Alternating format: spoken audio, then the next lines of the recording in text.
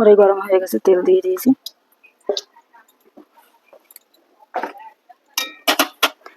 মাংস ধুয়ে নিয়েছি, ভালো করে ধুয়ে পরিষ্কার করে নিয়েছি।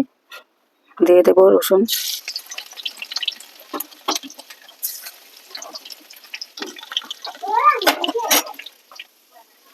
রসুন ভাজা হয়ে গেছে, লাল লাল করে ভেজে নিয়েছি। দিয়ে দেবো দারচিনি আর এলাচ, দিয়ে দেবো পেঁয়াজ, লাল লাল করে ভেজে নেবো। পেঁয়াজটা ভাজা হয়ে গেছে, পেঁয়াজ ভাজা হয়ে গেছে। দেবো আদা বাটা, গোলমরিচের গুঁড়ো, কাঁচা লঙ্কা, জিরা বাটা আর টমেটো। ভালো করে কষিয়ে নেবো। কেটে ধুয়ে রাখা আলু এটা ভেজে নেব। আমি মশলার মধ্যে আলুটা ভাজি যাতে আলুটা খেতে ভালো লাগে। দিয়ে দেবো লবণ, ভালো করে আলুটা ভেজে নেব লাল লাল করে।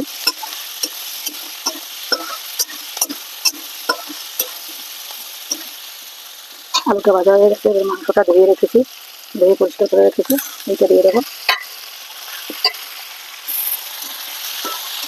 ভালো করে নেড়ে চেড়ে নেবো।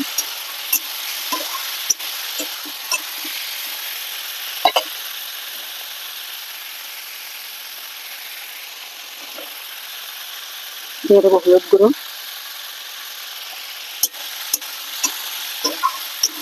ভালো করে কষিয়ে নেবো। মাংস যত কষাবে তত খেতে ভালো লাগবে, তাই ভালো করে কষিয়ে নেবো।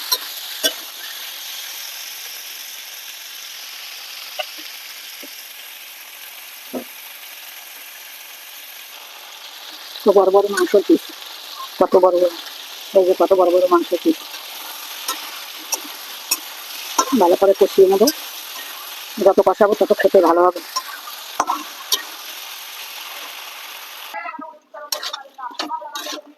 এই দেখো কষানো হয়ে গেছে, জলটা দিয়ে দেবো। ভালো করে নেড়েছে নিয়েছি, ভালো করে নাড়াচাড়া করে নিয়েছি। এবার ঢাকা দিয়ে দেবো। এবার ঢাকনাটা তুলে দেবো, কাঁচা লঙ্কাটা একটু ডলে দেবো, নাড়াচাড়া করে নেবো। এই দেখো কত বড় বড় মাংস, আলু সেদ্ধ হয়ে গেছে, মাংস সেদ্ধ হয়ে গেছে। দিয়ে দেবো একটু চিনি, ভালো করে নেড়ে চেড়ে নেবো। এই দেখো আজকে একটু ঝোল রাখবো, কারণ সবাই ঝোল খাবে, মাংসের ঝোল, তাই কষা করবো না, আজকে মাংসের ঝোল রাখবো। দিয়ে দেবো গরম মশলা, নাড়াচাড়া করে দেবো।